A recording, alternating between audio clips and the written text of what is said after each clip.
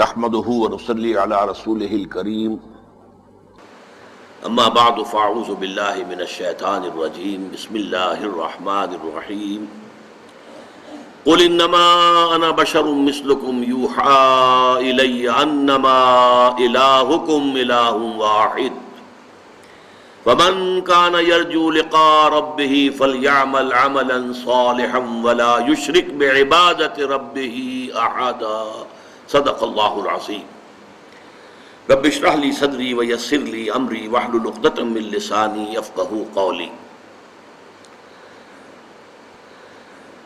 شرک فی العبادت اور توحید فی العبادت کے ضمن میں 5 عنوانات ہم معین کر چکے ہیں کہ عبادت کا جو جسد ہے، جو جسم ہے، جو نظر آتا ہے، وہ ہے اطاعت۔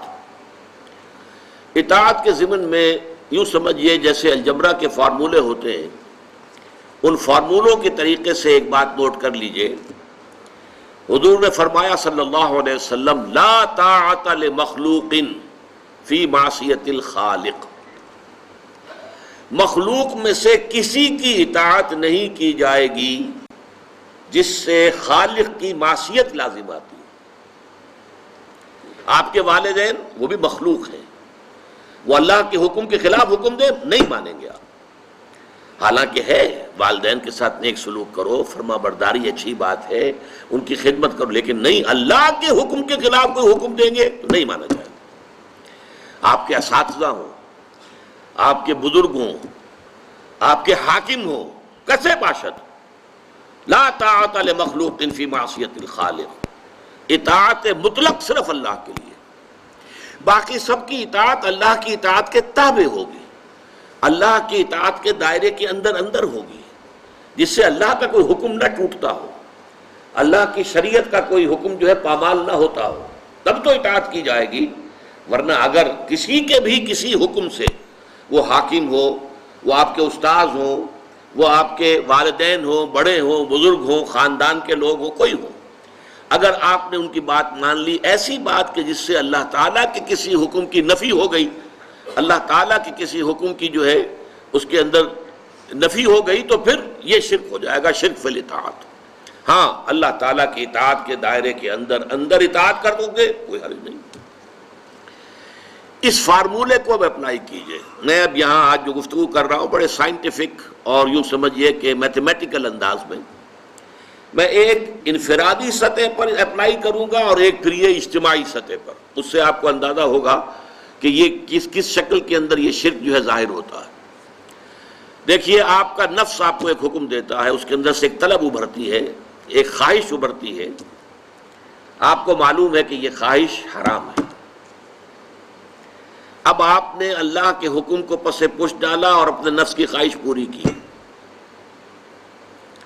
یہ مخلوق کی اطاعت ہو گئی اللہ کی معصیت میں، یہ شرک ہے۔ غور کر لیجئے، ایک حکم آپ کے نفس کا ہے، بہت خوبصورت انداز میں کہا ہے مولانا روم نے، نفس ما ہم کم ترس فرعون نیست لیکن ایراعون نیست، میرا نفس جو ہے وہ فرعون سے کم نہیں ہے۔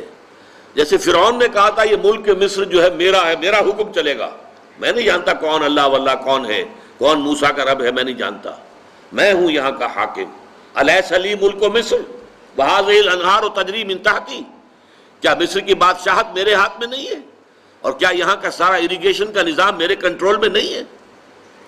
اسی طرح مولانا روم فرماتے ہیں کہ میرا نفس بھی فرعون سے کم نہیں ہے، وہ کہتا ہے یہ وجود میرا ہے، اس پر میری مرضی چلے گی، میں نہیں جانتا کیا حلال اور کیا حرام اور کیا جائز اور کیا ناجائز اور کیا صحیح اور کیا غلط، میری خواہش پوری کرنی ہوگی۔ درمیان قار دریا تختہ بندم کر دئی، باز بھی گوئی کہ دامن ترمکن ہوشیار باش۔ اللہ تعالیٰ نے انسان کو بہت بڑے امتحان میں ڈالا ہے، بہت بڑے امتحان میں ڈالا ہے۔ وہ امتحان ہے جس کے بارے میں سورہ احزاب کے آخر میں کہا گیا کہ اِنَّا عَرَضْنَا الْأَمَانَةَ عَلَى السَّمَاوَاتِ وَالْأَرْضِ وَالْجِبَالِ فَأَبَيْنَ مِنْهَا وَأَشْفَقْنَ مِنْهَا وَحَمَلَهُ الْإِنسَانُ، انسان نے یہ مقام جو ہے خلافت کا اور اللہ تعالیٰ کی طرف سے ادا کردہ جو یہ اختیار دیا گیا اللہ کی طرف سے ودیعت شدہ، یہ سارا انسان نے سنبھالا ہے، اس لہذا اس کی اب آزمائش بڑی کڑی ہے۔ نفس کے حکم کی پیروی جس سے کہ اللہ کے حکم کی مخالفت ہو جائے، یہ شرک ہے۔ اب دیکھیے میں قرآن سے آپ کو اس کے لیے ثبوت دیتا ہوں۔ اہم مضامین قرآن میں دو جگہ ضرور آتے ہیں۔ سورہ فرقان میں فرمایا آیت نمبر 43، اَرَأَيْتَ مَنِ اتَّخَذَ إِلَٰهَهُ هَوَاهُ أَفَأَنْتَ تَكُونُ عَلَيْهِ وَكِيلًا۔ اے نبی کیا آپ نے اس شخص کو دیکھا جس نے اپنی خواہش نفس کو اپنا معبود بنا لیا ہے، الہ بنا لیا، لا الہ الا اللہ، وہ لفظ جو کلمہ طیبہ میں آیا ہے، لا الہ الا اللہ، اللہ کے سوا کوئی الہ نہیں، وہی اس آیت میں آیا، افرأیت من اتخذ الہہ ہواہ، جس نے اپنی خواہش نفس کو اپنا معبود بنا لیا ہے، افانت تکون علیہ وکیلا، اے نبی کیا آپ ایسے شخص کی ذمہ داری لے سکیں گے؟ پھر سورہ جاسیہ میں فرمایا آیت نمبر 23، افرأیت من اتخذ الہہ ہواہ وَأَضَلَّهُ اللَّهُ عَلَىٰ علم، کیا تم نے غور کیا ہے نبی اس شخص کے حال پر جس نے اپنے خواہش نفس کو اپنا معبود بنا لیا ہے؟ اب دیکھیے کوئی ڈنڈوت نہیں کرتا، نفس کے آگے کیسے کریں گے، نفس کو سجدہ کیسے کریں گے؟ مراسم عبودیت تو کوئی نہیں ہو سکتے نا، یہ تو اطاعت ہے۔ نفس کی جو خواہش ہے بغیر یہ دیکھے ہوئے کہ حلال ہے یا حرام ہے، جائز ہے یا ناجائز ہے، صحیح ہے یا غلط ہے، اس کو پورا کر دینا، اس کا مطلب ہے آپ کا معبود آپ کا نفس ہے۔ اور یہ قرآن مجید کی دو آیات سے میں نے ثابت کر دیا کہ یہ نفس الہ بن جاتا ہے۔ دعویٰ ہمارا ہے لا الہ الا اللہ، لیکن ارأیت من اتخذ الہہ ہواہ، افرأیت من اتخذ الہہ ہواہ، بعین ہی انہی الفاظ میں 2 مرتبہ یہ مضمون آیا۔ یہ ہے در حقیقت نفس کو اپنا معبود بنا لینا۔ اب آئیے اوپر، انسان کی اجتماعی زندگی کا ہائیسٹ لیول جو ہے وہ اسٹیٹ ہوڈ، ریاست، اور ریاست کا اہم ترین مسئلہ حاکمیت۔ توحید فی العبادت کا تقاضا یہ ہے کہ یہاں اللہ کے حکم کے سوا کوئی حکم کسی کا نہ چلے۔ اگر اللہ کے حکم کے ساتھ کوئی اور حکم بھی شامل ہو گیا یہ شرک فی الاطاعت ہو جائے گا۔ ان الحکم الا للہ، اللہ کے سوا کسی اور کو حکومت کا اور حاکمیت کا حق حاصل نہیں ہے۔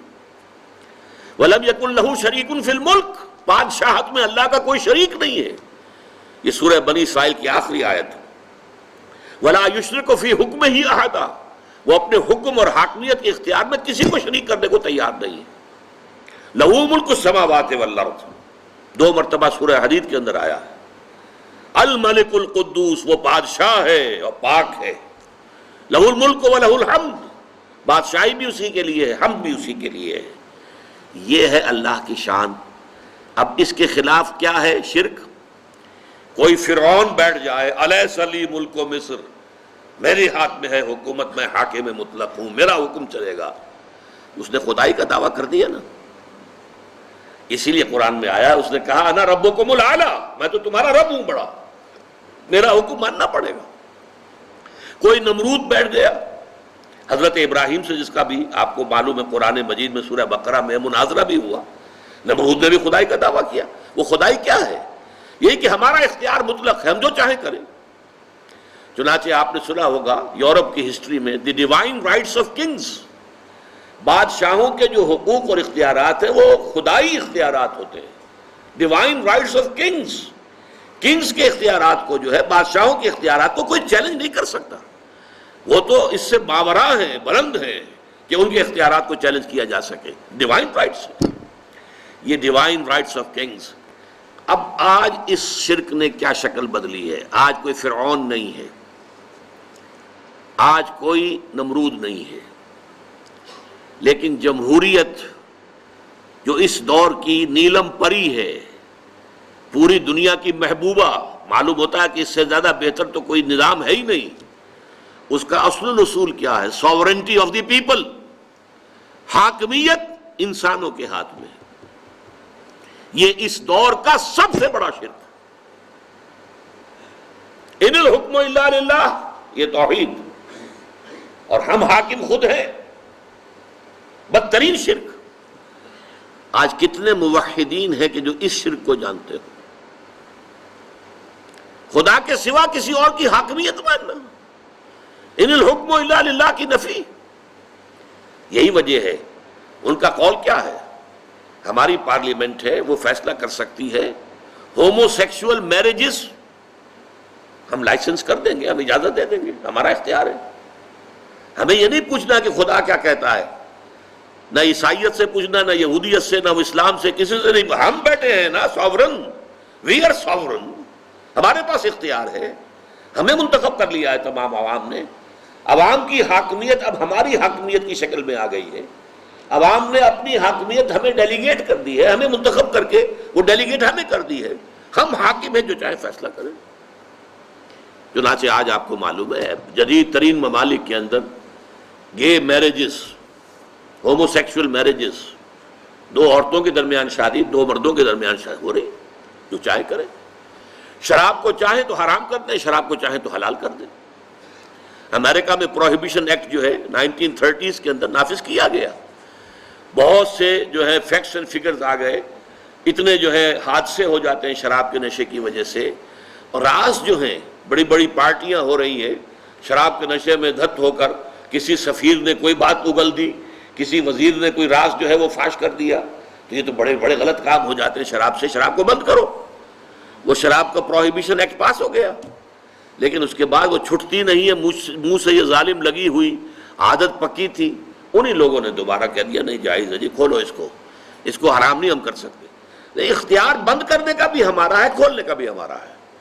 We don't know any god کہ اس کے فیصلے سے ہوگا کہ اس نے کسی شے کو حلال کیا ہے یا حرام کیا ہے. اس سے ہمارے بحث ہی نہیں ہے. احل اللہ البیع وحرم الربا کہا ہوگا اللہ نے، بیع کو حلال کیا اللہ نے اور ربا کو حرام کیا ہے. وہ ٹھیک ہے، وہ قرآن مجید میں آیت پڑھو اور تلاوت کر کے اس کا ثواب لے لو. باقی یہ کہ ہمارا تو آپ نے ابھی سنا، پاکستان کی سب سے اونچی عدالت کے اندر جو باتیں کہی گئی ہیں، کوئی شے حرام بھی ہو تو اگر وہ لوگوں کے لیے ضروری ہو تو ہمیں کرنی پڑے گی. وہ تو اس لیے ہمیں سے کوئی غرض ہی نہیں ہے حلال اور حرام سے. ہمیں تو اپنا نظام جو بھی دنیا کے مرورہ اصول ہیں، جو بھی دنیا میں پورا نظام چل رہا ہے، اس کے ساتھ ہم آہنگ ہو کر اپنے نظام کو چلانا ہے. لہذا ہمارے لیے یہ شراب، یہ جو جوئے کی، جو اس کی سود کی بندش، اس کی کوئی معنی نہیں. تو اس کو اب آپ سمجھ لیجئے. اسی طریقے سے قرآن مجید میں کہا گیا ہے اتخذوا احبارهم ورهبانهم اربابا من دون اللہ. ان اہل کتاب نے اپنے احبار اور رہبان کو بھی اللہ کے سوا رب بنا لیا. اس میں بڑا ایک دلچسپ واقعہ ہے کہ حضرت عدی ابن حاتم طائی جو بہت مشہور تھے، جن کے سخاوت کے بڑے داستانے ہیں، وہ عیسائی تھے، عیسائی قبیلے سے تھے، طے کا قبیلہ عیسائی تھا. تو ان کے بیٹے حضرت عدی ایمان لے آئے. انہوں نے حضور سے ڈرتے ڈرتے کہا حضور یہ قرآن کی یہ آیت سمجھ میں نہیں آئی میرے، اتخذوا احبارہم ورہبانہم اربابا من دون اللہ، ہم نے تو انہیں کبھی رب قرار نہیں دیا. حضور نے فرمایا کہ ایسا نہیں ہے، جسے وہ کہہ دیں کہ حلال ہے تم حلال سمجھ لیتے ہو، جسے وہ کہہ دیں حرام ہے حرام سمجھ لیتے ہو. کہ جی ہاں ایسا تو ہے. یہ تو تم در حقیقت یہ رب تو بنا لیا تم نے انہیں. حلال اور حرام کا فیصلہ اللہ کرے گا، کسی اور کو فیصلہ کرنے کا اختیار حاصل نہیں ہے. یہ فیصلہ اللہ کرتا ہے. اب آپ کو معلوم ہے پوپ کے پاس دنیا میں عیسائی جو ہے سب سے زیادہ بڑی تعداد جو ہے عیسائیوں کی ہے، اور عیسائیوں میں میکسیمم نمبر جو ہے کیتھولکس کا ہے. اور کیتھولک عیسائیوں کے نزدیک پوپ جو ہے معصوم ہوتا ہے، انوسنٹ. پوپ سے خطا نہیں ہو سکتی. جیسے کہ آپ کو معلوم ہے کہ اسماعیلیوں کا امام جو ہوتا ہے، اب اس وقت جو کریم ہے، کریم آغا خان، وہ امام ہے ان کا، وہ معصوم ہوتا ہے، اس سے خطا ہو ہی نہیں سکتی. جیسے نبی معصوم ہوتے تھے، ایسے پوپ بھی معصوم ہے، اور جو ان کا امام ہے جو اسماعیلیوں کا، وہ بھی معصوم ہے. لہذا پوپ جو حکم دے گا بس وہی شریعت کا حکم ہے. یہاں گویا کہ پوپ کو خدا بنا لیا گیا. جہاں اصول ہے، جیسا کہ میں نے کہا کہ آپ الجبر کا فارمولہ لا طاعت لمخلوق فی معصیت الخالق، مخلوق میں سے کسی کی اطاعت نہیں کی جائے گی جس میں کہ خالق کی معصیت لازم آ رہی ہے. جہاں خالق کی معصیت لازم نہیں آ رہی، مانو والدین کا کہنا مانو، اساتذہ کا مانو، بڑوں کا مانو، حاکموں کا مانو، سب کا مانو. آپ کا کوئی شیخ قبیلہ ہے اس کا کہنا مانو، بڑے بھائی کا مانو، لیکن اللہ کے حکم کے دائرے کے اندر. کہیں بھی اگر اس سے سرے منہ جو ہے تجاوز ہو گیا تو پھر آپ کے دو معبود ہو گئے کہ کچھ چیزوں میں آپ نے اللہ کو مطاع مطلق مانا ہے اور کسی معاملے میں آپ نے کسی اور کو مطاع مطلق مان لیا ہے. یہ شرک فی الاطاعت ہے جو گویا کہ شرک فی العبادت کا جز ہے. اب آئیے دوسری چیز، عبادت کا جوہر، عبادت کی جان، عبادت کی روح محبت. توحید فی المحبت کیا ہے؟ اللہ سے محبت تمام محبتوں سے بالاتر ہو جائے. کوئی محبت اللہ کی محبت سے اوپر تو نہیں، برابر بھی نہ ہو. برابر ہونا شرک ہے، اوپر ہونا تو سمجھیے کہ اور پتہ نہیں شرک کے علاوہ بھی کوئی اصطلاح ہمیں ایجاد کرنی پڑ جائے گی.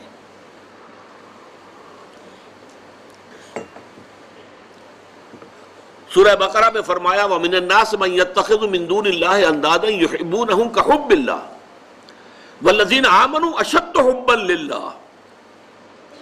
لوگوں میں سے کچھ ایسے بھی ہیں جو اللہ کے سوا کچھ ہستیوں کو محبوب بنا لیتے ہیں، اللہ کا مد مقابل بنا کر ان سے وہ محبت کرنے لگتے ہیں جو اللہ سے کرنی چاہیے تھی. وَالَّذِينَ آمَنُوا أَشَدُّ حُبًّا لِلَّهِ، اور جو واقعتاً اہل ایمان ہیں وہ شدید ترین محبت کرتے ہیں اللہ کے ساتھ. تو قرآن یہ نہیں کہتا کہ آپ والدین سے محبت نہ کریں، کرو، لیکن والدین کی محبت اللہ کی محبت کے برابر نہ ہو جائے، اس سے بڑھ نہ جائے. اولاد سے محبت کرو، اولاد کی محبت اللہ کی محبت سے بڑھ نہ جائے. دیکھیے یہ محبتوں کا امتحان ابراہیم سے اللہ نے کیسے کیسے لیا تھا. وَإِذِ ابْتَلَىٰ إِبْرَاهِيمَ رَبُّهُ بِكَلِمَاتٍ فَأَتَمَّهُنَّ قَالَ إِنِّي جَاعِلُكَ لِلنَّاسِ إِمَامًا. کیسے کیسے امتحانوں میں سے پاس ہونے کے بعد پھر وہ مرحلہ آیا کہ اللہ نے فرمایا ہے ابراہیم میں تمہیں تمام نوع انسانی کا امام بناتا ہوں. والدین کو چھوڑا اللہ کے لیے، گھر بار چھوڑا اللہ کے لیے، بادشاہ کے دربار میں آنکھوں میں آنکھیں ڈال کر مناظرہ کیا کہ نہیں کیا؟ بادشاہ جو ہے وہ مرعوب نہیں کر سکا. فَبُہِتَ الَّذِي كَفَرَ، بلکہ جو مناظرہ ہوا ہے تو بادشاہ جو تھا نمرود وہ مبہوت ہو کر رہ گیا.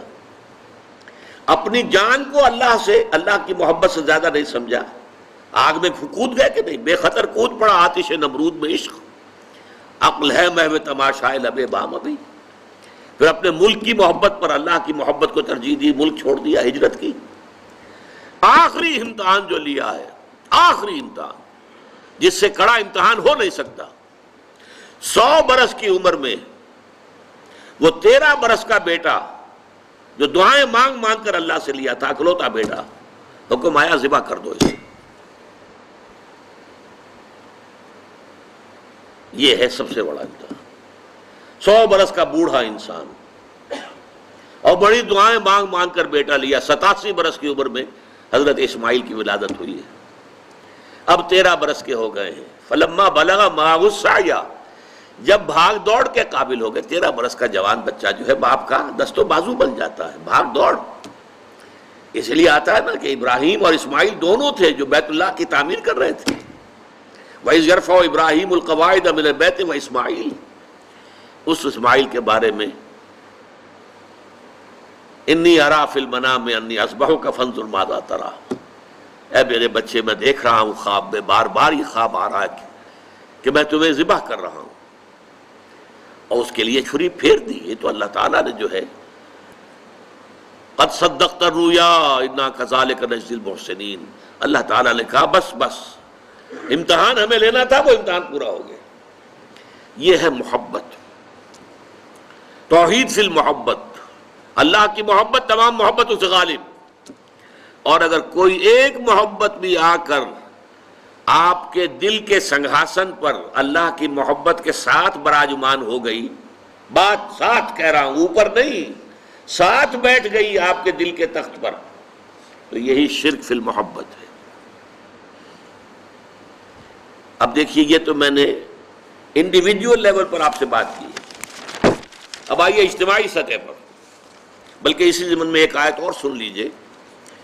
اللہ کی محبت کے ساتھ جڑی ہوئی محبت ہے اللہ کے رسول کی محبت، اور پھر تیسری محبت ہے اللہ کی راہ میں جہاد کی محبت. اب توحید فی المحبت کے لیے سورہ توبہ کی آیت نمبر 24 جو ہے وہ لرزا دینے والی بھی ہے اور بہت جامع بھی ہے. قل ان کان آباؤکم و ابناؤکم و اخوانکم و ازواجکم و عشیرتکم و اموال اقترفتموها و تجارت تخشون کسادها و مساکن ترضونها احب الیکم من اللہ و رسولہ و جہاد فی سبیلہ فتربصوا حتی یاتی اللہ بامرہ واللہ لا یہدی القوم الفاسقین. اے نبی ان سے کہہ دیجئے لوگوں دیکھو، اگر تمہیں اپنے باپ، اپنے بیٹے، اپنے بھائی، اپنی زوج، مرد کے لیے بیوی، بیوی کے لیے شوہر زوج ہے، اور اپنے رشتہ دار اور وہ مال جو تم نے بڑی محنت سے کما کر جمع کیے ہیں، اور وہ کاروبار جن کی کساد بازاری کا تمہیں ڈر رہتا ہے، اور وہ محل، وہ حویلیاں، وہ مکانات جو تم نے بنائے ہیں تمہیں بہت محبوب ہیں، اگر ان 8 چیزوں کی محبت زیادہ ہو گئی تمہارے دل میں اللہ کی محبت سے، اس کے رسول کی محبت سے اور اس کی راہ میں جہاد کی محبت سے، تو جاؤ دفع ہو جاؤ، انتظار کرو یہاں تک کہ اللہ اپنا فیصلہ سنا دے. اور اللہ ایسے ناہنجاروں کو ہدایت نہیں دیتا. 8 محبتیں ایک پرڑے میں ڈال لیجئے: باپ کی محبت، بیٹے کی محبت، بھائی کی محبت، بیوی کی محبت، رشتہ داروں کی محبت. 5 مال کی 3 شکلیں: جائیداد، کاروبار اور کوئی نقد. 3 یہ شکلیں، 3 جمع 5 8. اور 3 محبتیں دوسرے پلڑے میں ڈالی: اللہ کی محبت، رسول کی محبت اور جہاد کی محبت. اب اگر یہ پلڑا بھاری ہے 8 والا تو جاؤ دفع ہو جاؤ، تمہارا اللہ سے کیا سروکار. اللہ ایسے ناہنجاروں کو ہدایت نہیں دیتا. سب سے پہلے یہ طے کر لو کہ ان 3 محبتوں کا پلڑا نیچے ہونا چاہیے، بھاری ہونا چاہیے ان 8 کے مقابلے میں. یہ ہے توحید فی المحبت اور یہ ہے شرک فی المحبت. لیکن اب اس کو لائیے ذرا اونچے سطح پر. وہ جو میں نے کہا انسانی معاشرہ، ریاست، اس ریاست کے لیے، معاشرے کے لیے بھی کوئی ایسی شے موجود ہونی چاہیے کہ جو اس میں رہنے والے یا اس میں شامل سب لوگوں کی محبوب شے بن جائے. یہ کامن محبت انہیں جوڑے گی، ان کے اندر اتحاد پیدا کرے گی. مثلا وطن کی محبت، وطن کی جے جے ہند، وطن کی عظمت کے گن گاؤ. قوم کی محبت، وطن پرستی، قوم پرستی، کوئی نظریہ پرستی. یہ بہت سی پرستشیں ہیں جن سے کہ لوگ پھر جڑے رہتے ہیں. نسل پرستی، لسان پرستی، زبان پرستی. یا آج کل جو آپ کو کہتے ہیں کہ یہ لسانی عصبیتیں اور یہ نسلی عصبیتیں، یہ بلوچ نیشنلزم، یہ پختون نیشنلزم، یہ سرائکی نیشنلزم، یہ ایک اردو والا نیشنلزم، 5ویں قومیت نکلی تھی ہمارے ہاں. یہ سب کچھ کیا ہے؟ یہ جمعیت کے لیے، لوگوں کو جوڑنے کے لیے، شیرازہ بندی کے لیے، انہیں متحد رکھنے کے لیے کوئی نہ کوئی شے محبوب ہو جانی چاہیے. اس اعتبار سے اس دور کا سب سے بڑا شرک وطن پرستی ہے. لیکن پھر دیکھیے، میں بات آپ سے عرض کر رہا ہوں، علماء کرام اس کو نہیں پہچان پائے. اس کو پہچانا ہے تو علامہ اقبال نے پہچانا ہے. اس دور میں اور ہے، جام اور ہے، جم اور، ساقی نے بنا کی روش لطف و ستم اور، تہذیب کے آذر نے ترشوائے صنم اور، مسلم نے بھی تعمیر کیا اپنا حرم اور، ان تازہ خداؤں میں بڑا سب سے وطن ہے، جو پیرہن اس کا ہے وہ مذہب کا کفن ہے. نظارہ دیری نہ زمانے کو دکھا دے، اے مصطفی خاک میں اس بت کو ملا دے. یہ وطن پرستی شرک، اس دور کا سب سے بڑا شرک. نیشنلزم، نیشنلزم جو ہے وہ لوگوں کو جمع کرنے والی شے ہے. ہماری قوم، ریشیل نیشنلزم بھی ہوتا ہے، نسلی قومیت. اور آج کل نیشنلزم جو ہے وہ علاقائی ہوتا ہے، ٹیریٹوریل نیشنلزم. ایک ملک میں رہنے والے جو ہے وہ سب ایک قوم ہے اور اپنے ملک سے محبت سب سے اوپر کر دیں.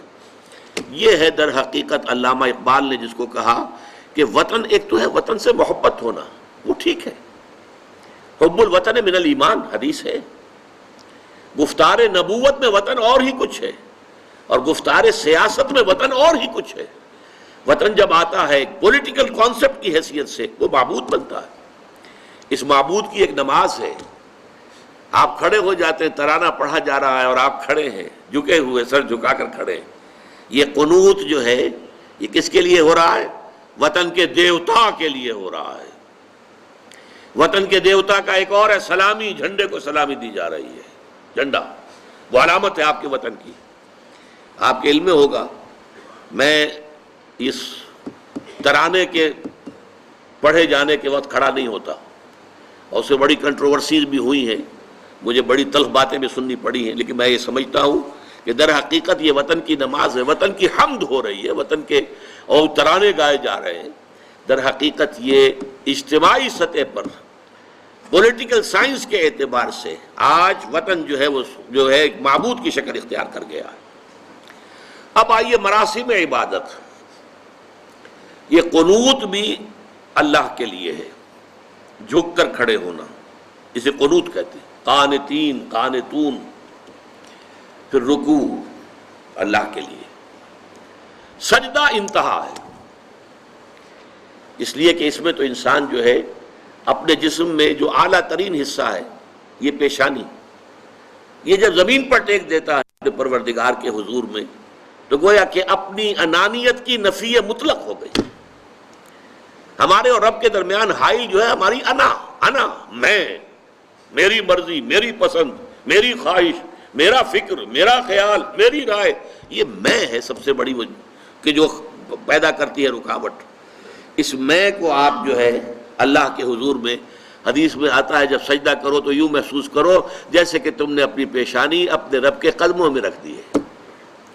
یہ کیفیت سجدہ جو ہے یہ اس کا عروج ہے۔ اس لیے حضور نے فرمایا اقرب ما یکون العبد الی اللہ فی السجود، بندہ قریب ترین جو ہوتا ہے اپنے رب سے وہ سجدے کی حالت میں ہوتا ہے۔ اس کی نفسانیت اور اس کی انانیت کی نفی مطلق ہو گئی، اب درمیان میں کوئی شے حائل نہیں ہے، تو قریب ترین ہو گیا۔ یہ سجدہ جو ہے یہ سابقہ شریعتوں میں سجدہ تعظیمی کی حیثیت سے جائز تھا۔ حضرت یوسف علیہ السلام کو ان کے والدین نے اور 11 بھائیوں نے سجدہ کیا، قرآن مجید سے ثابت ہے، اور سجدہ تعظیمی کہلاتا تھا یہ۔ لیکن شریعت محمدی میں آ کر توحید کی جو تکمیل ہوئی ہے اس کا ایک مظہر یہ ہے کہ سجدہ کسی کے لیے نہیں ہے سوائے اللہ کے۔ مغل دربار میں سجدہ تعظیمی رائج تھا، بادشاہوں کی شان، وہ تو بادشاہت میں جو کچھ ہوتا ہے سب مغلوں کے ہاں تھا۔ سجدہ تعظیمی اور فتوے دے رکھے تھے علماء نے کہ جائز ہے۔ شیخ احمد سرہندی کھڑے ہو گئے کہ نہیں، حرام ہے، ان کی پیشی ہو گئی، عدالت بادشاہ کے دربار میں حاضری ہو رہی ہے، لوگوں نے کہہ دیا کہ وہ جھکے گا نہیں، لہذا ایسا کرو کہ ایک دیوار سی بناؤ، اس میں کھڑکی بناؤ، تو بادشاہ کی طرف جاتے ہوئے اسے اس کھڑکی میں سے گزرنا پڑے گا تو سر جھکا کے گزرے گا۔ حضرت مجدد الفسانی جب وہاں سے گزرے تو پہلے اپنی ٹانگیں نکالی، پھر سر نکالا۔ گردن نہ جھکی جس کی جہانگیر کے آگے، جس کے نفس گرم سے ہے گرمی احرار۔ حاضر ہوا میں شیخ مجدد کی لحد پر، وہ خاک کے ہے زیر فلک مطلع انوار، وہ ہند میں سرمایہ ملت کا نگہباں، اللہ نے بر وقت کیا جس کو خبردار۔ گردن نہ جھکی جس کی جہانگیر کے آگے، جس کے نفس گرم سے ہے گرمی احرار۔ یہ ایک بہت بڑا مجاہدہ تھا جو حضرت مجدد الفسانی رحمۃ اللہ علیہ نے کیا، اور جہانگیر گویا کہ ایک طرح سے اس کی توہین ہو گئی، پھر جیل میں ڈال دیے گئے، جیل ہی برداشت کی۔ سجدہ اللہ کے سوا کسی کو نہیں، بلکہ رکوع بھی نہیں ہے۔ اور اب تو یہ کہ جھکنے سے بھی ہمیں روک دیا گیا ہے، اگرچہ ایک تھوڑا سا تو ہوتا ہے، کوئی آپ کے بزرگ آئے ہیں تو ان سے ملتے ہوئے خود بخود انوالنٹریلی، آپ کا ارادہ نہیں ہوتا تب بھی کچھ تھوڑا سا انسان جھکتا ہے، بس اس کو معاف کیا جا سکتا ہے۔ باقی یہ کہ انسانوں کے لیے کسی کے لیے اب کجا یہ کہ جو قبروں کو سجدے کیے جا رہے ہو، تو یہ تو اب کہاں سے کہاں بات پہنچ گئی۔ میں تو چاہ رہا ہوں کہ پازیٹیولی آپ کو یہ فارمولے جو ہے وہ بتا دوں، اس کے بعد اس کی اپلیکیشن خود کیجئے۔ میں کسی خاص مسلک کی بات جو ہے اور ان کی باتوں کو ٹارگٹ بنانا نہیں چاہتا، پازیٹیولی بات سامنے سمجھ میں آ جائے۔ توحید فی الاطاعت یہ ہے، شرک فی الاطاعت یہ ہے، چاہے وہ نفس پرستی کی اطاعت ہو اور چاہے وہ عوامی حاکمیت کے تصور کی اطاعت ہو، وہ بھی شرک ہے، یہ بھی شرک ہے۔ توحید فی المحبت یہ ہے اور شرک فی المحبت یہ ہے، محبت کسی کی بھی ہو، اگر وہ اللہ کی محبت کے برابر ہو گئی یا اس سے اوپر ہو گئی، یہ شرک ہو جائے گا۔ ہاں محبتیں ہوں، تابع ہوں، نیچے رہیں۔ سجدہ، مراسم عبودیت اللہ کے سوا کسی کے لیے نہیں۔ اب آئیے دعا۔ الدعاء مخ العبادہ، الدعاء هو العبادہ۔ دعا جو ہے وہ عبادت کا جوہر ہے، عبادت کی روح ہے، بلکہ یہ کہ اصل عبادت جو ہے وہ دعا ہی ہے۔ لہذا توحید فی الدعا کیا ہے؟ لا تدعو مع اللہ احدا، اللہ کے ساتھ کسی اور کو مت پکارو۔ یہ سورہ جن کی آیت ہے۔ یعنی یہ ہے کہ ایک تو یہ کہ آپ اللہ کو پکار ہی رہے اپنے دیویوں کو، دیوتاؤں کو، اپنے لات کو، عزا کو، منات کو، حبل کو، وہ تو اور دور کی بات ہو گئی۔ ایک ہے شرک فی الدعا، اللہ کو بھی پکار رہے ہیں اور کسی اور کو بھی پکار رہے ہیں۔ اب وہ کوئی اولیاء اللہ بھی ہو سکتے ہیں، کوئی ملائکہ ہو سکتے ہیں، کوئی انبیاء کی ارواح ہو سکتی ہیں، کسی کو پکارنا کسی کا بھی ہوگا۔ دعا لا تدعو مع اللہ احدا۔ اور یہ در حقیقت ہم جب ہر رکعت جو ہے نماز کی ایاک نعبد و ایاک نستعین، پروردگار ہم صرف تیری ہی بندگی کرتے ہیں اور کرتے رہیں گے، اور صرف تجھ ہی سے مدد مانگتے ہیں اور مانگتے رہیں گے، یہ ہمارا قول و قرار ہے، یہ ہمارا عہد ہے اللہ کے ساتھ۔ اس کے خلاف نہ ہو، کسی کو پکارنے کی اجازت نہیں ہے۔ یہاں ایک باریک نکتہ سمجھ لیجئے۔ ایک ہے کسی کو پکارنا، کسی سے مدد چاہنا، کسی سے کسی کام کے اندر جو ہے کوئی امداد کی خواہش کرنا، جو کہ ہو دنیاوی جو معمولات ہیں، جو عام ہمارے قواعد ہیں، ظاہری مادی اسباب و وسائل کے درجے میں، وہ شرک نہیں ہے۔ میں کسی سے کہتا ہوں مجھے ذرا پانی پلا دو، یہ بھی ایک دعا ہے، استمداد ہے، مدد آپ نے مانگی ہے، اس سے اپنی ایک ضرورت پوری کرنے کے لیے کہا ہے۔ لیکن کیا ہے یہ کہ گھڑا ہے، وہاں رکھا ہوا ہے، وہاں پانی ہے، اس میں سے پانی لائے گا، وہ دے دو۔ جو ظاہری قوانین طبیعہ جو ہیں، ان کے دائرے کے اندر کوئی دعا، کوئی استمداد، کوئی استعانت، کوئی استغاثہ، اس میں کوئی حرج نہیں۔ غیبی اعتبار سے کسی کے ساتھ بھی کوئی دعا کی جائے گی اللہ کے سوا، وہ شرک ہے۔ وہ استدعا ہو، استغاثہ ہو، استعانت ہو، استمداد ہو، استنصار ہو، کچھ بھی ہو، غیبی طور پر دنیا کے معروف طریقوں میں اور جو ہمارے طبعی قوانین ہیں ان کے دائروں کے اندر مدد مانگنا، اس میں قطعاً کوئی شرک نہیں، یہ توحید ہے۔ البتہ اس میں بھی ایک باریک نکتہ ہے۔ ایک بزرگ تھے جو فوت ہو گئے، انہوں نے یہ بات مجھے جس طرح سمجھائی تھی، وہ آج بھی میں ان کا مشکور ہوں، کہ دنیا میں عام قاعدے قانون کے تحت بھی کسی سے کچھ کہنا کہ بھائی میرا یہ کام آپ کر دیجئے، آپ کر سکتے ہیں، ایک دفعہ کہنا جائز ہے، دوسری مرتبہ یاد دلا دینا کہ شاید بھول گئے، وہ بھی جائز ہے، تیسری مرتبہ کہنا شرک ہو جائے گا۔ اور اس میں الہا و زاری کرنا اور خوشامدیں کرنا اور گڑ گڑانا، یہ تو شرک ہے۔ تم نے یہ سمجھا ہے کہ تمہارا کام یہی کر سکتا ہے، کام کرنے والا تو اللہ ہے۔ لا فاعل فی الحقیقت ولا مؤثر الا اللہ، حضور نے فرمایا کہ اگر تمہیں جوتا باندھنے کا تسبہ درکار ہو تب بھی اللہ سے مانگو، کسی کے سامنے سوال کا جو ہاتھ جو ہے وہ دراز نہ کرو۔ اللہ نے تمہیں ایک عزت نفس دی ہے، اس عزت نفس کو دہلا نہ بناؤ، کسی کے سامنے جو ہے اپنا ہاتھ پھیلا دینا، اپنی عزت نفس جو ہے اس کو ختم کر دینا ہے، مت مانگو کسی سے کچھ۔ لیکن یہ کہ ٹھیک ہے دنیا میں کام چلتا ہے۔ حضور کا شکی شان تو یہ تھی کہ اگر آپ سواری پر ہوتے تھے اور آپ کی چھڑی گر گئی تو سواری کو بٹھا کے اس سے اتر کر چھڑی خود اٹھاتے تھے، آپ کسی اپنے ساتھی سے یہ نہیں کہتے تھے کہ میری چھڑی پکڑا دو مجھے۔ آپ کی تو غیرت کا عالم جو ہے وہ بہت بلند تھا، بہت بلند تھا، بہت بلند تھا۔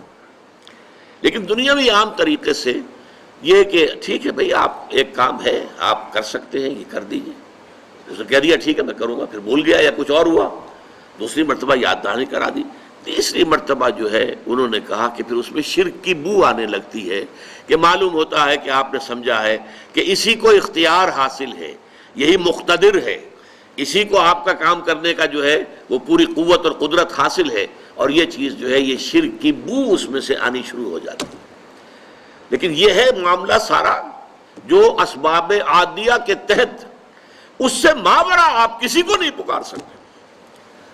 میں معذرت کے ساتھ عرض کروں گا اگر کسی کے جذبات کو ٹھیس پہنچے، آپ شیخ عبد القادر جیلانی رحمۃ اللہ علیہ کو نہیں پکار سکتے، محمد رسول اللہ کو نہیں پکار سکتے. اور واقعہ یہ ہے کہ محمد الرسول اللہ کو تو پکارا بھی نہیں جاتا، پکارتے لوگ ہیں زیادہ حضرت علی کو، یا علی مدد. شرک. دیکھیے سب سے بات نکتے کی بتا دوں آپ کو، فرشتے کو تو ہم مانتے ہیں نا. حضرت شیخ عبد القادر جیلانی رحمۃ اللہ علیہ کی روح ہے یا نہیں ہے، سنتی ہے نہیں ہے، حاضر ہے کہ نہیں ہے، ناظر ہے کہ نہیں ہے، 100 اختلاف ہو جائیں گے.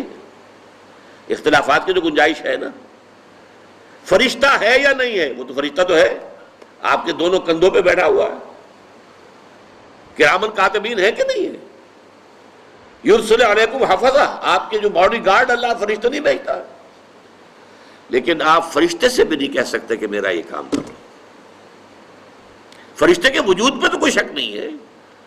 یا جبرائیل میرا یہ کام کرو، قطعاً نہیں، غلط، شرک.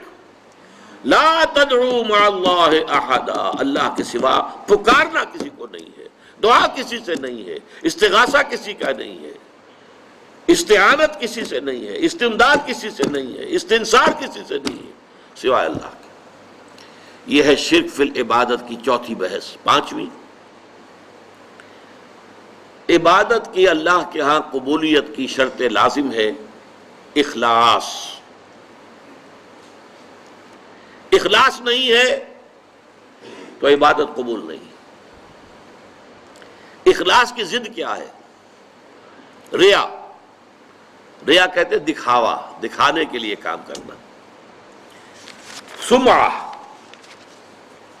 سنانے کے لیے، لوگوں کو سنانے کے لیے کہ یہ کام میں نے کیا ہے تاکہ لوگ سن لیں اور لوگوں کو معلوم ہو جائے کہ ہم یہ تو بہت ہی اللہ تعالیٰ کے جو ہے بڑے پہنچے ہوئے آدمی ہیں.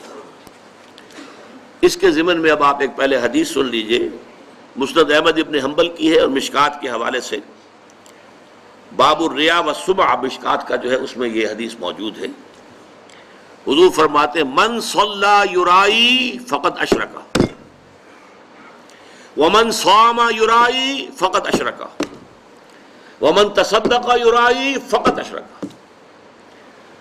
جو نماز پڑھتا ہے دکھاوے کے لیے وہ شرک کر چکا. یہ کر چکا کا ترجمہ کیوں کر رہا ہوں؟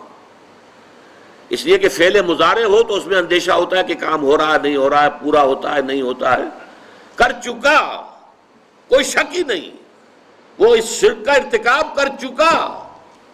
یہ جو انگریزی میں present perfect tense, I have done it, he has done it, یہ وہ ہے. قد اشرکا، وہ شرک کر چکا، شرک میں ملوث ہو چکا. جس نے دکھاوے کے لیے نماز پڑھی، جس نے دکھاوے کے لیے روزہ رکھا، اس نے شرک کیا، وہ شرک کر چکا. جس نے دکھاوے کے لیے صدقہ کیا، وہ شرک کر چکا.